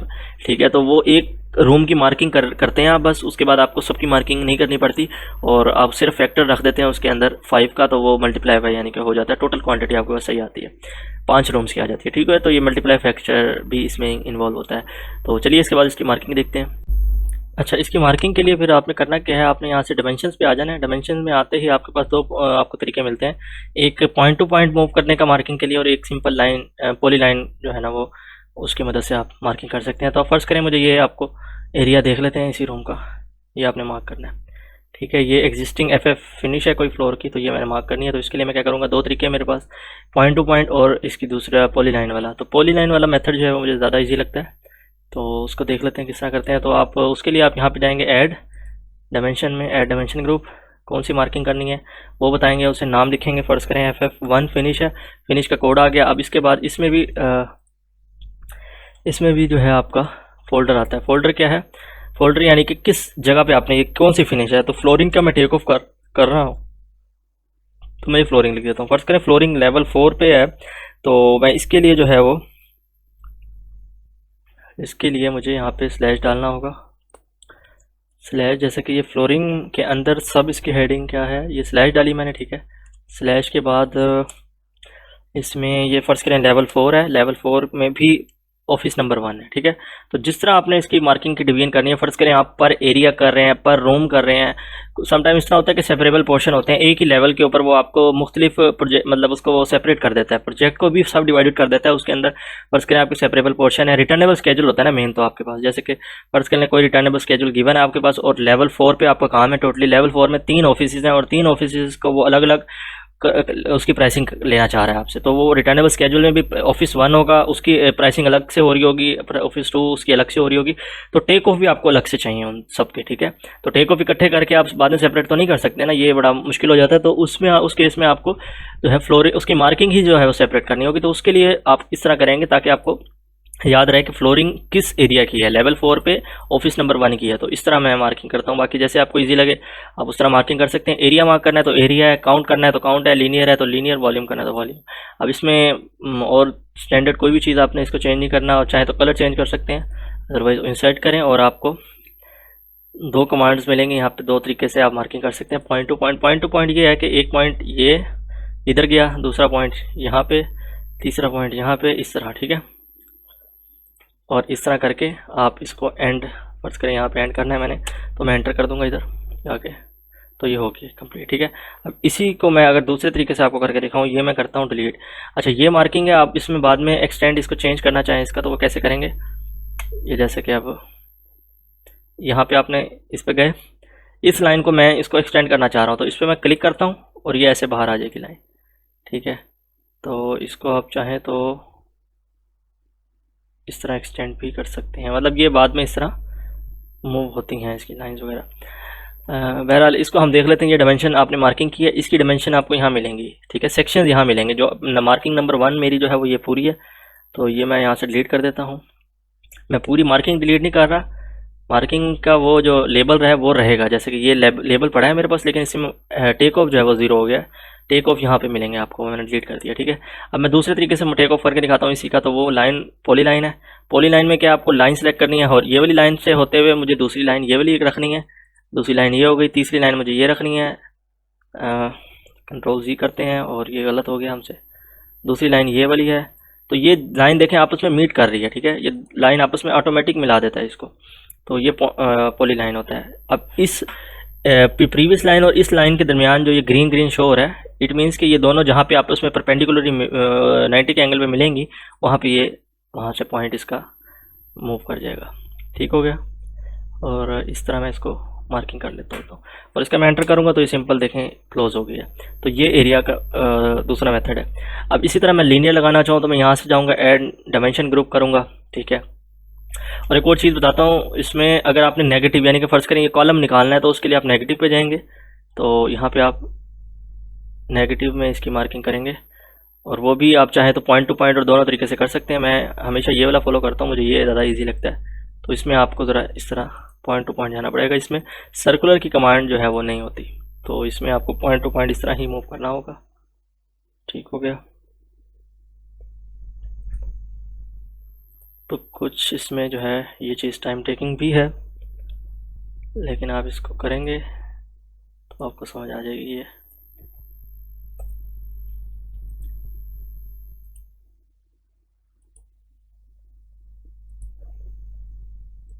इसके थोड़े टेक ऑफ जो है वो स्लो होते हैं। बहरहाल अभी इसमें ये मैंने कंप्लीट कर ली है, नेगेटिव मार्किंग इसकी हो गई। अब ये पॉजिटिव शो नहीं कर रहा क्योंकि मैंने सिर्फ नेगेटिव रखा हुआ है, तो मैं बहुत करूँगा तो मुझे बहुत एट द सेम टाइम नजर आएंगे। और इसमें आप देख सकते हैं इसके टेक ऑफ में, तो ये पॉजिटिव वाली ऊपर पड़ी है और नेगेटिव वाली ये पड़ी है, ठीक है, दूसरे नंबर की जो मार्किंग है। तो मैं चाहूँ तो यहाँ से डायरेक्टली इसको डिलीट भी कर सकता हूँ। तो चाहूँ तो मैं इसका मल्टीप्लाई बाय फैक्टर इसमें इसी में जाके एडिट कर सकता हूँ, जो कि इसका आप कहें कि प्रॉपर्टीज, एडिट डायमेंशन प्रॉपर्टीज में जाके आप इसकी चेंज कर सकते हैं कि मल्टीप्लाई कितनी दफ़ा है। ये 5 दफ़ा आ रहा है कॉलम, तो मैं एक ही की मार्किंग करूँगा और 5 से मल्टीप्लाई कर दूँगा, तो 5 दफ़ा नेगेटिव हो जाएगा। तो इस तरह इसमें काम होता है, ठीक है। ये एरिया हो गया। एरिया के बाद हम इसमें लीनियर का देख लेते हैं, लीनियर कैसे लगाते हैं। लीनियर के लिए सिंपल आप यहाँ से जाके भी डायमेंशन बना सकते हैं, ठीक है, और यहाँ से भी राइट क्लिक करके नॉर्मली हम कर लेते होते हैं एड डायमेंशन ग्रुप में। अब इसमें आप स्कर्टिंग कर रहे हैं, कोई भी स्कर्टिंग है, तो फर्स्ट करिए ये स्कर्टिंग है, और कौन सी जगह पे कर रहे हैं, फ्लोरिंग में ही रखना चाह रहे हैं, इसी फोल्डर में रखना चाह रहे हैं। लीनियर कमांड है इसकी, तो लीनियर आएगा। डिस्प्ले में भी लीनियर नज़र आएगा आपको, मीटर में ही आएगा। इंसर्ट पे जाएंगे और इसमें भी मैं पॉइंट टू पॉइंट मूव करूँगा, तो ये देख सकते हैं ये। अब इसमें ये लाइन है ना, ये लाइन आपकी थ्रू आउट एंड तक चलेगी, जबकि स्कर्टिंग यहाँ पे एंड होके इधर मूव होनी चाहिए थी, ऐसे ही ना। तो उसके लिए आप क्या करेंगे, प्रीवियस लाइन से जब अगली लाइन को आपने मिलाना है, जब लीनियर लगाते हुए आपने ये बात याद रखनी है, जब भी लीनियर कमांड यूज़ करेंगे, प्रीवियस लाइन को अगली लाइन से जब मिलाना है, आपने कंटिन्यू करना है मतलब उसी लाइन को, तो आपने कंट्रोल दबा के रखना है, ठीक है। ये लाइन लगाई, इसके बाद ये आगे चलेगी। अब ये मुझे इधर से इसके साथ मिलानी है, अगली लाइन के इसके साथ मिलाना है इसको, और ये कट करना है। तो उसके लिए मैं क्या करूँगा, प्रीवियस लाइन को कंटिन्यू करने के लिए कंट्रोल दबा के रखूँगा और अगली लाइन को यहाँ से ऐसे क्लिक कर दूँगा, तो ये देख सकते हैं ये इसके साथ मिल चुकी है और ये कंटिन्यू हो गई है, ठीक है। तो ये आप इसकी इस तरह प्रैक्टिस कर सकते हैं। फ़र्ज़ करें अब ये अगर मैं यहाँ मार्किंग करता हूँ, ये कंप्लीट हो गई, और यहाँ अगर मैं मार्किंग करता हूँ तो कंट्रोल दबा के रखूँगा तो ये अगले के साथ मैच कर देगी। तो मैं कंट्रोल दबा के ही इसकी मार्किंग जो है वो आगे मूव करवा सकता हूँ। जैसे कि फ़र्ज़ करें मैं अब यहाँ से मूव करवाना चाहता हूँ, तो मैं ये सिर्फ इतनी सी जो ग्रीन है इतनी सी लाइन नहीं लगाना चाह रहा, मैं प्रीवियस के साथ कंटिन्यू करना चाह रहा हूँ। तो मैं कंट्रोल दबा के रखूँगा और जहाँ भी करूँगा वो प्रीवियस के साथ कंटिन्यू हो जाएगी, जिस एंगल पे भी होगी, ठीक है ना। जहाँ पे दोनों लाइन मीट करेंगी वहाँ से ये रोटेट हो जाएगी, मूव कर जाएगी। तो ये लीनियर लगाने का एक तरीका है। और दूसरा है point two point, point two point फिर वही तरीका है।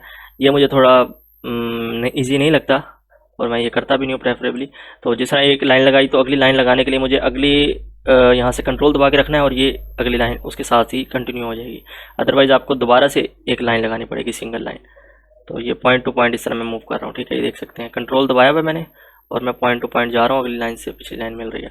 तो ये होगी आपकी स्कर्टिंग। अब इसके बाद हम दूसरी कमांड देख लेते हैं, वॉल्यूम काउंट की देख लेते हैं। सिंपली काउंट लगा के देख लेते हैं। काउंट में क्या होगा, फर्ज करें मैं डोर्स काउंट करने जा रहा हूँ तो मैं डोर्स के लिए ये लिखता हूँ। और ये जबकि फ्लोरिंग नहीं है अब मेरी, तो इसके लिए मैं आपको कर देता हूँ, ये डोर्स है मेरे, तो मैं डोर्स के फोल्डर बना लेता हूँ।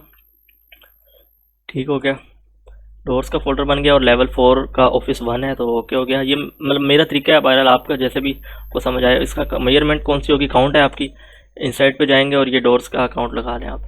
अच्छा, इसमें जब काउंट लगाएंगे तो काउंट में लगाते हुए पॉइंट वाला सिलेक्ट करें आप प्रेफरेबली, क्योंकि इसमें यहाँ पे ये पॉइंट लगेगा, ठीक है।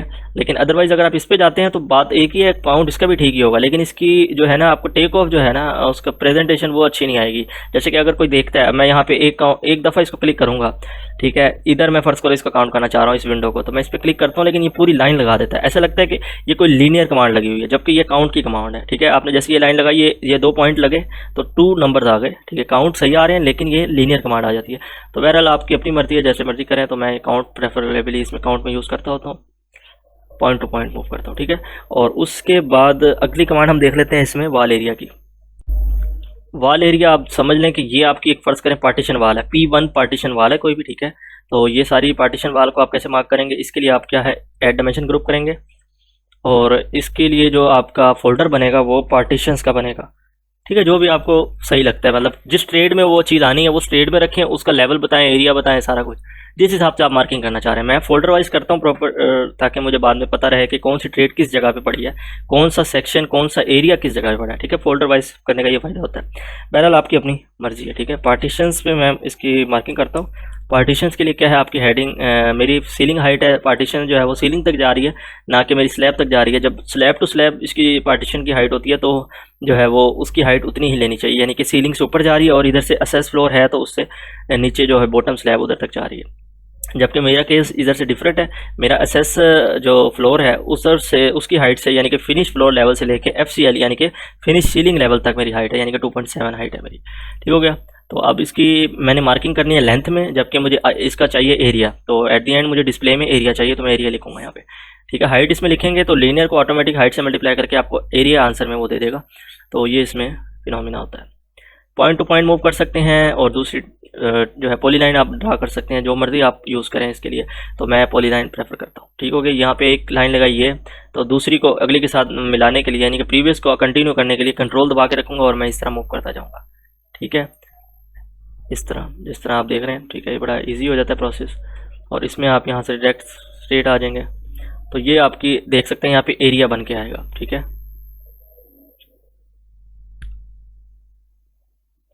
बहरहाल इसको हम पार्टीशंस को अगर ड्रा कर लें, ये आपकी पार्टीशन आ गई। आई थिंक इसमें कुछ इशू आ रहा है, देख लेते हैं इसका। आई गेस मेरी जो इसकी हाइट है वो मैंने बहुत कम रख दी है, वो मिलीमीटर में लिखी हुई थी I guess. Let me check first. Yes, height ठीक है, लेंथ ठीक है। आई गेस स्केल फिर गलत होगा इसका, क्योंकि ये बहुत कम बन रही है, जो कि पॉइंट लेंथ 8 पॉइंट, एरिया इसका बनना चाहिए 23 मीटर्स की है, जबकि यहाँ पे शो नहीं करवा रहा है, ये इसका एरर है, ठीक है। आप गौर से देखें तो इधर जब मैं लेके जाता हूँ इसका कर्सर, तो यहाँ पे आपको 23 मीटर स्क्वायर वाल एरिया नज़र आ रहा है। तो ये इसका एरिया है एक्चुअल में यहाँ पे, ठीक है। यहाँ पे भी इसका एरिया है, आई गेस ये नज़र पता नहीं क्यों नहीं आ रहा। बहरहाल हम इसी की कमांड कॉपी करते हैं। फ़र्ज़ करें पार्टीशन नंबर 2 आ गई मेरी, तो सेम चीज़ें मैं इसके लिए यूज़ करूँगा और इसमें ये चेंज करके मैं फोल्डर भी वही रहने देता हूँ। कॉपी डायमेंशन, मुझे इसकी पिछले की डायमेंशन कॉपी नहीं करनी, ठीक है। टेक ऑफ भी कॉपी कर लेता है समटाइम, तो वो नहीं करने मुझे। मुझे एक नई कमांड बनानी है जिसकी हाइट सेम हो, जबकि पार्टीशन इसकी चेंज है, ये P2 है। तो इसके लिए मैं यहाँ पे फ़र्ज़ करें इसकी मार्किंग करता हूँ स्टार्ट, तो ये शायद इसका अब एरिया दे दे।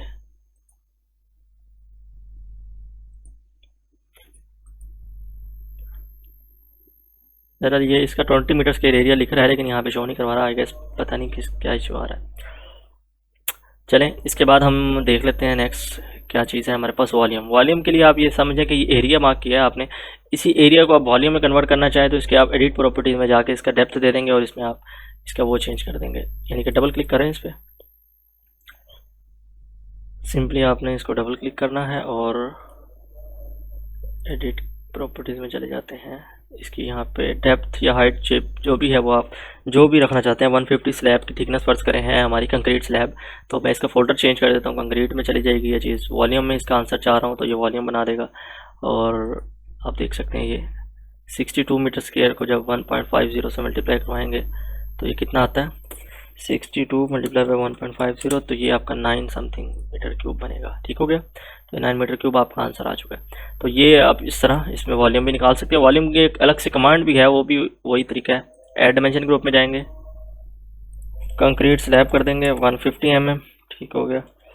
इसके लिए फिर आप फ्लोरिंग की बजाय कंक्रीट फोल्डर जो भी आप रखना चाहें, एरिया मार्किंग एरिया में ही होगी, वॉल्यूम तो मार्क नहीं कर सकते ना, क्योंकि इसमें 3D में वर्क तो नहीं कर रहे, 2D में वर्क कर रहे हैं हम। तो एरिया में मार्किंग करेंगे और इसका हम थर्ड डायमेंशन है जो कि हाइट होती है इसकी, वो इसकी आप कह लें वॉल्यूम में जाएंगे, यस वॉल्यूम, एंड इसका जो है हाइट वगैरह आप चेंज कर दें जो भी रखना चाहें। वो मैं 2.7 ही रख लेता हूँ, तो उसके लिए आप इंसर्ट पे जाएंगे, ये वॉल्यूम आ जाएगा और इस तरह आप इसकी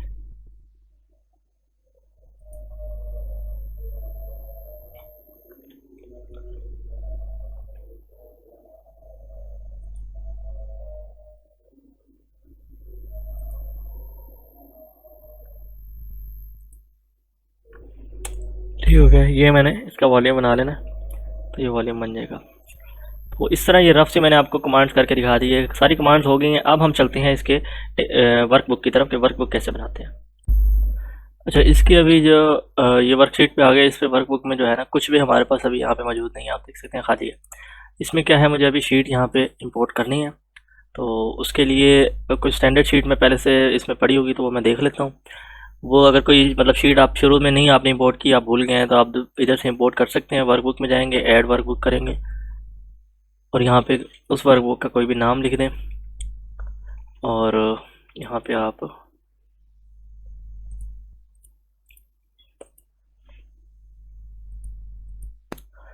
इसमें ये है कि मैं कोई भी नाम दे देता हूँ। तो स्टैंडर्ड शीट्स हैं ये, ठीक है, वो आ रही हैं। और इसमें ये है कि आगे इसका मैं फ़ॉन्ट भी चेंज करना चाहूँ तो वो भी कर सकता हूँ।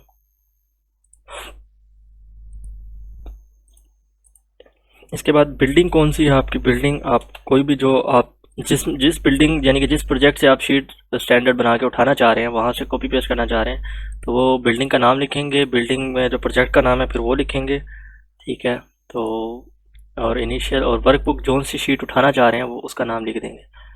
तो मेरे पास जो है ना, मुझे नाम पता है उस शीट का, जो सी स्टैंडर्ड शीट है इस प्रोजेक्ट के अंदर मेरे पास जो मैं लेना चाह रहा हूँ। मैं यहाँ पे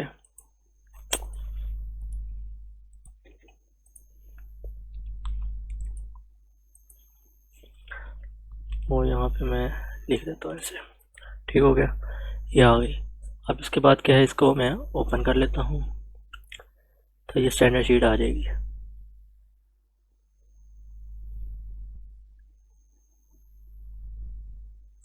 इसमें सारी ट्रेड्स असल में की हुई हैं, तो मैं उन ट्रेड्स की हेल्प से उसमें थोड़ी बहुत एडिशन करके अपना जो है वो काम चला सकता हूँ।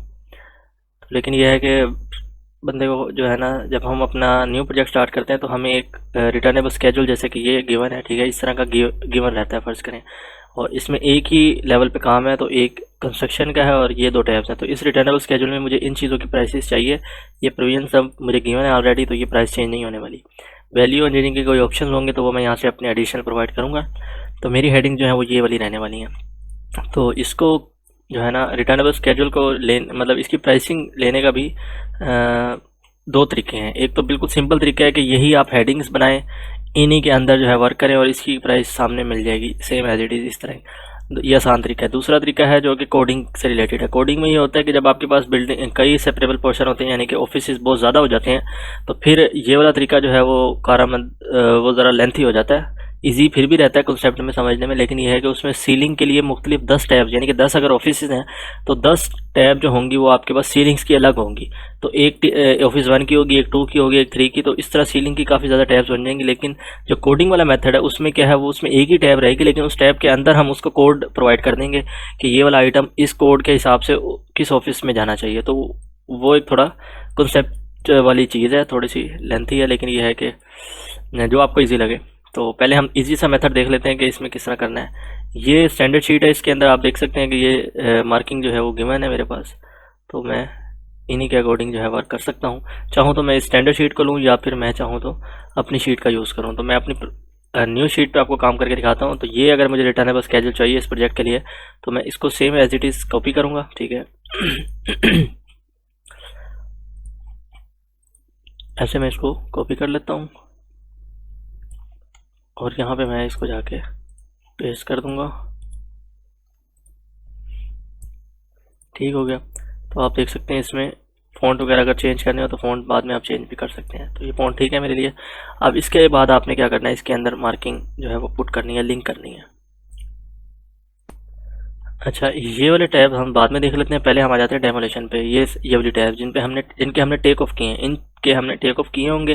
जैसे कि मैंने फ्लोरिंग के टेक ऑफ किए हैं, तो इसके डाटा एंटर करने के लिए मैं इसके सब टोटल के अंदर जाऊंगा। यानी कि इसमें आप देखें तो ये वर्कबुक एक इस तरह की वर्कबुक है कि इसके अंदर लेवल्स होते हैं।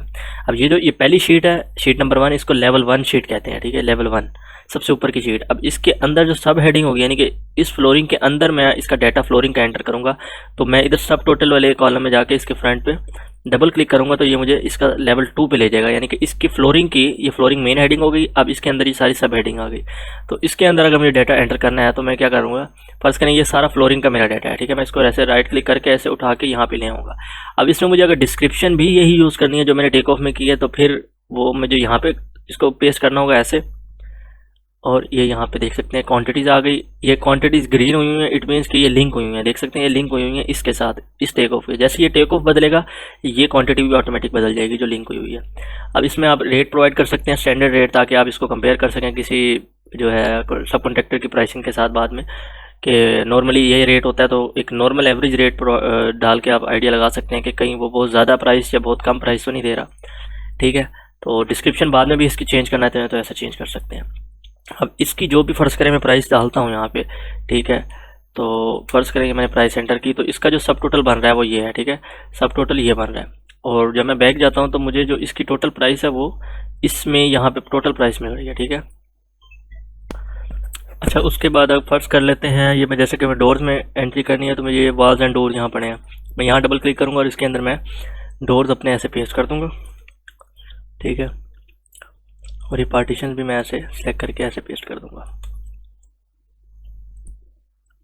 ठीक हो गया। अब इसका मैं रेट जो है वो यहाँ पे डाल देता हूँ।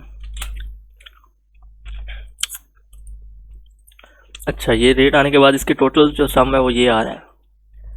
तो इसमें हम क्या करेंगे, इसका बैक पे देखें तो ये टोटल प्राइस भी इसकी यहाँ पे आएगी। तो एट द एंड आपको चाहिए क्या, आपको रिटर्नेबल स्केड्यूल चाहिए और इसके अगेंस्ट इसकी प्राइसिंग चाहिए, ठीक है, ऐसे ही है ना। तो सीलिंग और फ्लोरिंग और वॉल डोर, इनकी प्राइसिंग जो है वो आपको यहाँ से मिल जाएगी। लेकिन ये वो प्राइसिंग है जो आपने खुद पुट किया और ये एवरेज है, ये एक्चुअल प्राइस नहीं है। एक्चुअल प्राइस आपको मिलेगी जब आपके जो सब कॉन्ट्रैक्टर हैं इस ट्रेड के, उनकी आप प्राइसिंग देखेंगे और वो यहाँ पे पुट करेंगे। फिर उन वैल्यूज़ को यहाँ पे कंपेयर करके कोई एक वैल्यू से एक सब कॉन्ट्रैक्टर को सिलेक्ट करेंगे, उसको प्रेफर में रख के उसकी प्राइसिंग यूज़ करेंगे अपनी बिड के अंदर, ठीक हो गया। तो वो भी मैं बताता हूँ कि किस तरह प्राइसिंग का कंपैरिजन करना है। तो ये अभी सिर्फ और सिर्फ आपके एवरेज जो है ना, आपके स्टैंडर्ड रेट जो आपको याद हो तो आपने वो पुट करने हैं, ये एक्चुअल प्राइस नहीं है आपका, ठीक हो गया। तो ये सिर्फ आइडिया लगाने के लिए कि आप का जो सब कॉन्ट्रैक्टर हैं वो सारे के सारे गलत प्राइस तो नहीं कर रहे या कम तो नहीं कर रहे, ठीक हो गया। समटाइम एक दो प्राइस करते हैं और दोनों ही बहुत ज़्यादा प्राइस दे रहे होते हैं, तो हमें आइडिया हो जाता है कि वो प्राइस बहुत ज़्यादा कर रहे हैं। तो उससे हम कॉन्टैक्ट फिर आप करके हम उसे कह सकते हैं कि ये चीज़ जो है इतने की नहीं इतने की है, तो इसमें आप कोई ज़्यादा एक्स्ट्रा आइटम्स तो इंक्लूड नहीं कर रहे, तो वो स्कोप क्लियर हो जाता है उससे। तो वो इस तरह जो है ना प्राइस एक्यूरेट होती है। अच्छा, अब ये तो होगी आपकी क्वांटिटी, ये सारी आप ऐसे ही कर लेंगे, ठीक है। प्रीलिमिनरीज में भी इसी तरह यहाँ जाके आप अपने जो भी आपके सुपरविजन, लेबर, साइट लेबर की प्राइस जो भी है आप डालेंगे, इसके अंदर सब हेडिंग में वर्क करना चाहे वो भी कर सकते हैं, ठीक है। एट द एंड आपको यहाँ पे प्राइस मिल जाएगी, जैसे कि मुझे यहाँ मिल गई, इन दो की मिल गई है, ठीक है। अच्छा, अब ये तो है डाटा एंटर कर लिया आपने। अब फर्ज करेंगे सारे डाटा एंटर करने के बाद अब जाते हैं हम सब कॉन्ट्रैक्टर के कंपैरिजन की तरफ।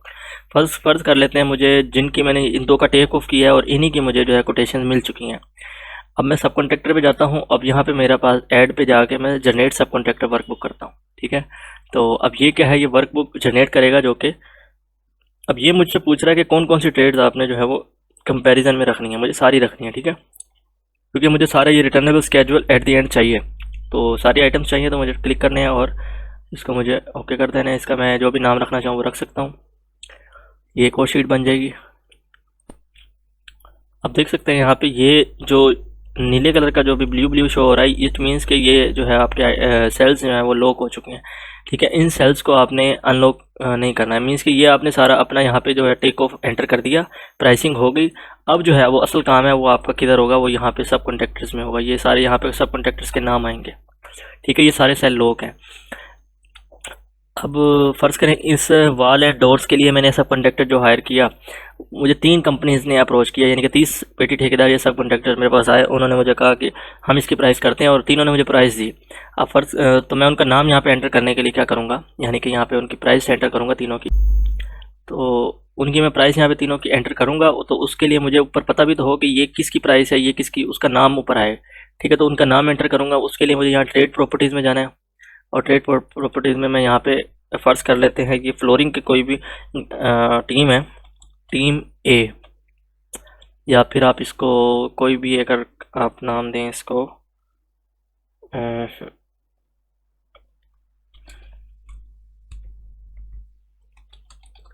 ठीक है, ये एक कंपनी है, इसने मुझे कहा कि मैं आपको प्राइस देता हूँ, इसने दे दी। उसके बाद हम दूसरी कंपनी पे जाते हैं, ठीक है, इसने मुझे कहा कि मैं आपको इसकी प्राइस देता हूँ। ये 2 कंपनियाँ मुझे इसकी प्राइस दे रही हैं, तो मैं इनका डाटा एंटर करूँगा। और अगर ये पहले से नहीं पड़ी तो मैं इनका खुद से यहाँ पे नेम लिखूँगा और यहाँ से कोई शॉर्टकट नेम लिखूँगा। शॉर्टकट निक नेम होता है और ये यहाँ पे आपको ऊपर कॉलम के ऊपर शो होता है, ठीक है।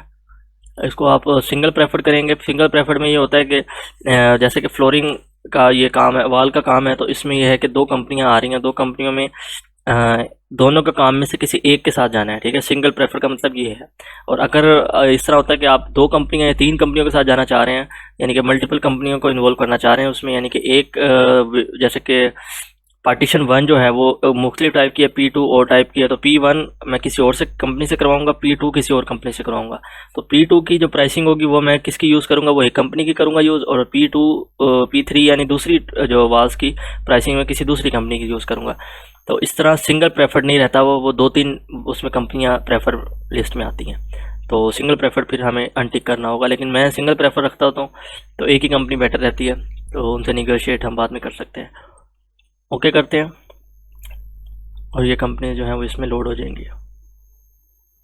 यह हमसे पूछ रहा है कि इसको आपने रखना है कि नहीं रखना। तो जैसे आपको इजी लगे, नाम इसके आ चुके हैं, आप देखें तो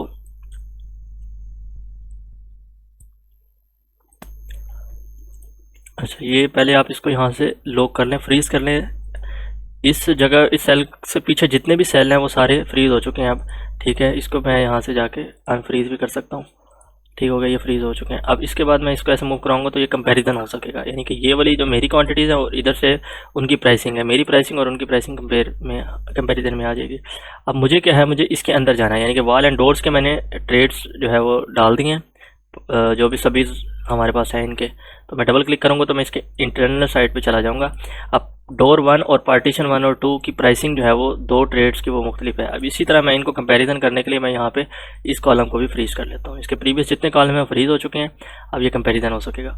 अब मैं यहाँ आ जाता हूँ, यहाँ पे देखते हैं पहली कंपनी जो है वो मेरी ये है, जो कि मुझे डोर की फ़र्स्ट को प्राइस देती है 50, ठीक है। इसकी वो मुझे प्राइस देती है इसकी मुझे 10 देती है और इसकी 15 देती है, ठीक है। तो ये इसने आपने हमेशा जो प्राइस है उसकी वो टोटल में पुट करनी है, ठीक है। और इसी तरह मुझे वो डोर्स ये जो कंपनी है वो मुझे प्राइस देती है 52 देती है, और इसकी 15 और इसकी 16 देती है, ठीक है। तो इसमें से कौन सी जो है मुझे देखना है कि कौन सी जो है कंपनी सारे स्कोप को कवर कर रही है। तो ये 3 आइटम्स है, तीनों आइटम्स दोनों कंपनियां कवर कर रही हैं। तो इनमें से मुझे अब लोएस्ट की तरफ जाना है। अगर ये है कि ये कंपनी ये वाला पार्टीशन नहीं कर रही, तो ये जो है आपकी लोएस्ट हो सकती है प्राइस में, लेकिन ये है कि ये आइटम एक छोड़ रही है, तो इसको आपको कभी प्रेफर नहीं करना जब तक ये पूरा आइटम की प्राइस आपको नहीं देती। आपने इसको प्रेफर करना है। प्रेफर करने के लिए आप इसको सिलेक्ट करें और इसको यहाँ पे मेक प्रेफरेंस पे चले जाएंगे, तो ये सारी प्राइस जो है वो आपकी एक्चुअल प्रेफर्ड लिस्ट में आ जाएगी। आप देखें तो यहाँ पे प्रेफर्ड नेम आ जाएगा, ये वाली कंपनी का नाम है, और प्रेफर्ड टोटल उसका ये है, और प्रेफर्ड जो है एक्चुअल वैल्यू वो ये है यहाँ पे। ठीक हो गया। तो ये नाम आपका, ये प्राइस इसकी यहाँ पे यूज़ हो जाएगी। और साथ ही साथ आपने दूसरी कंपनी को भी अप्रोच करना है और उससे कहना है कि आपने इस आइटम की जो है प्राइस नहीं इंक्लूड की, काइंडली इसको इंक्लूड करें, और फिर उसके बाद इसको कंपेयर करना है फर्दर। अगर फिर उसके बाद भी ये जो है कम रहती है तो आपको प्रेफर यही रखना है। अगर वो है इसकी प्राइस कम हो जाती है तो आपको जाहिर सी बात है, तो जो स्कोप सारा कवर कर रहा है और प्राइस भी कम है तो उसके साथ जाना होगा आपको, यानी कि ये प्रेफर करनी होगी। अच्छा, और समटाइम इस तरह होता है कि आप को पता है कि वो बंदा इस आइटम को प्राइस करेगा, यानी कि वो ये पार्टीशन आपको करके देगा काम पे, तो आप उससे डायरेक्ट कांटेक्ट करते हैं और आपको अगले दिन बिड है तो वो प्राइस उसकी नहीं दे पाता किसी वजह से, तो आप क्या करेंगे, आप इसकी जो इसी आइटम की सबसे हाईएस्ट प्राइस जो किसी ने दी होगी तो वो वाली आप यहाँ पे पुट करेंगे। जैसे कि 15 पुट किया, और यहाँ पे आप डायरेक्ट यहाँ पे जाके इसको प्लग लिख देंगे कि ये प्लग हुई है, यानी कि इंसर्टेड बाय मी है, यानी कि कंपनी ने नहीं दी यह, लेकिन हमने खुद से यूज़ किया है ताकि कंपैरिजन हो सके। कंपैरिजन तो तभी होता है ना जब दोनों आइटम्स में हर एक आइटम जो है प्राइस्ड होगा, तो कंपैरिजन इस तरह हो सकेगा इनका।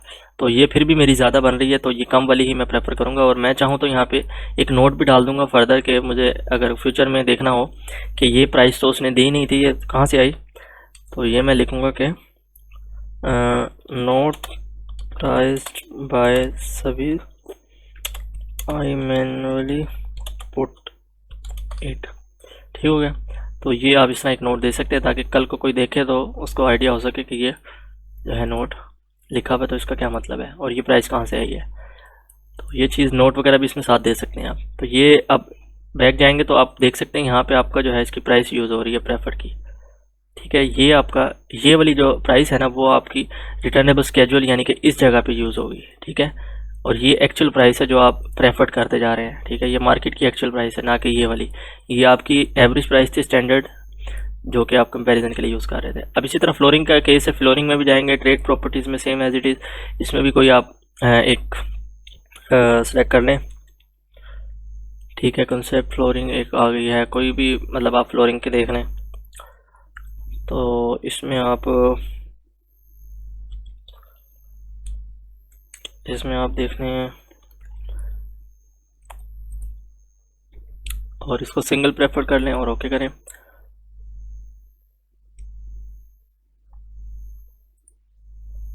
इसको भी डबल क्लिक करें और इसके अंदर जाके आप इसको यहाँ पे फिक्स कर लें पहले, और इसी तरह जो है आप देख लें यहाँ पे इसको क्या प्राइस करनी है।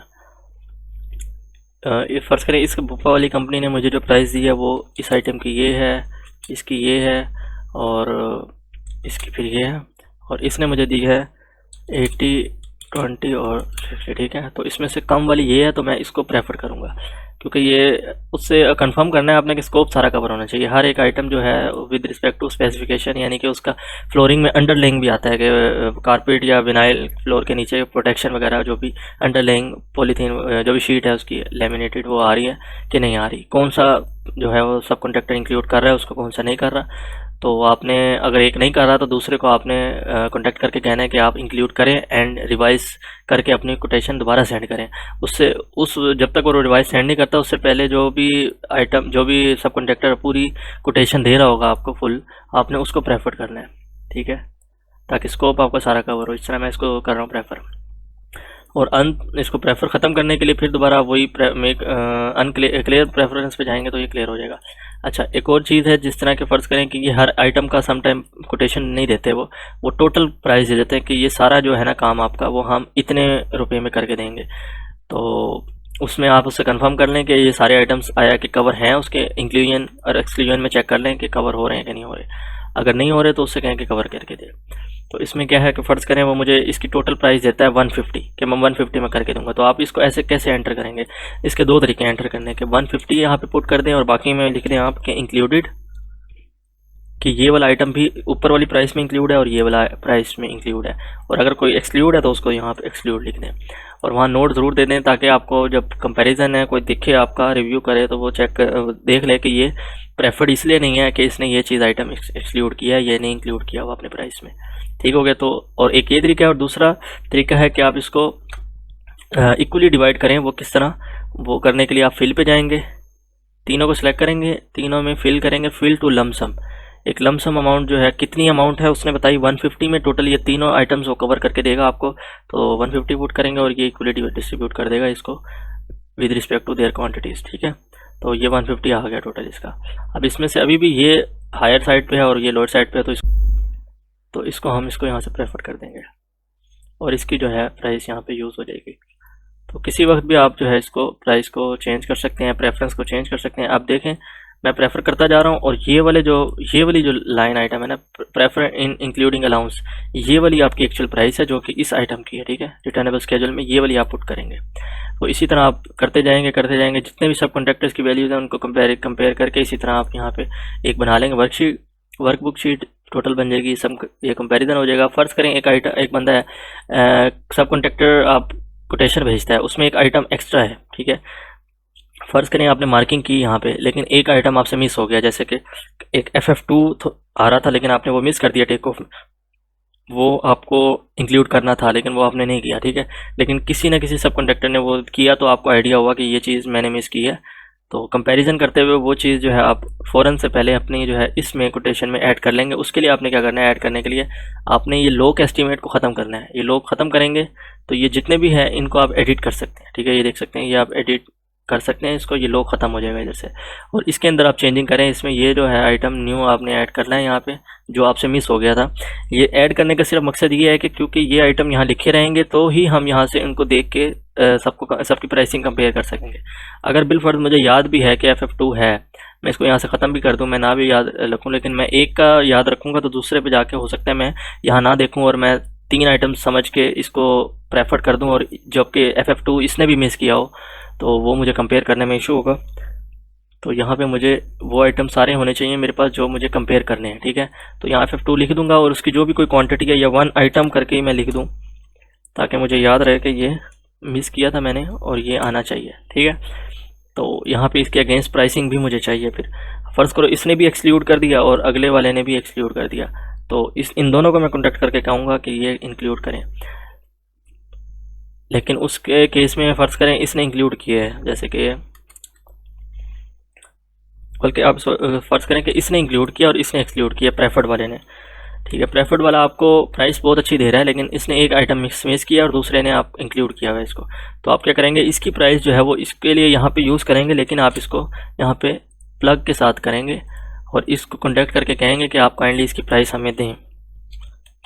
ठीक है, आप ये नोट ज़रूर डाल दें ताकि आपको याद रहे कि ये आपके सब कॉन्ट्रैक्टर ने प्राइस नहीं की। तो जैसी प्राइस आती है आप इसको चेंज करके उसकी प्राइस यहाँ पे एंटर करके कर सकते हैं। तो मुख्तलिफ़ तरीके हैं आपके प्रेफर्ड करने के। मेनली आपको देखा ये जाता है कि कंपनी जो सब कॉन्ट्रैक्टर आपको प्राइस दे रही है सबसे लोएस्ट और सब फिजिबल भी है, तो उस केस में तीसरे नंबर पे जो मेन चीज़ देखी जाती है प्रेफर करने से पहले, वो ये देखी जाती है कि ये कंपनी आपको काम भी सही देती है या नहीं। यानी कि समटाइम इस तरह होता है कि वो जब काम करने की बारी आती है तो वो कहते हैं कि अब जो है ना हमारी प्राइसेस जो है वो चेंज होंगी और हम इतने में नहीं इतने में काम देंगे। यानी कि उनका जो है ना आप कह सकते हैं कि वो एक बात नहीं है, यानी कि वो जो कोटेशन देंगे वो वैलिड नहीं रहेगी कुछ अर्से बाद। तो इस तरह की कंपनियों के साथ जो है वो काम उनको प्रेफर नहीं करते होते मोस्टली। तो ये चीज़ें भी देखनी होती हैं बैरल प्रेफर करते हुए। तो ये प्राइस यहाँ पे आ रही हैं सारी, और यहाँ पे हमें इसके अगेंस्ट इसको एंटर करते जाएंगे तो हमारी ये रिटर्नेबल स्केड्यूल कवर होता जाएगा। अच्छा, अब डायरेक्ट आप यहाँ से भी वैल्यू कॉपी पेस्ट कर सकते हैं, और चाहे तो एक और तरीका है, वो क्या है, इस सब कॉन्ट्रैक्टर कंपैरिजन के बाद आपने क्या करना है, आपने सिंपल यहाँ पे ऐड पे जाना है। ऐड में जाके generate standard workbook to from सब कॉन्ट्रैक्टर कंपैरिजन, यानी कि इस शीट से एक स्टैंडर्ड वर्कबुक शीट आएगी जिसमें ये वाली जो है प्राइस होगी सिर्फ, और ये वाले प्रेफर्ड जो आपके सब कॉन्ट्रैक्टर के नाम है वो होंगे। ठीक हो गया, तो इसको आप कोई भी नाम दे दें। तो इसको ओके करते हैं।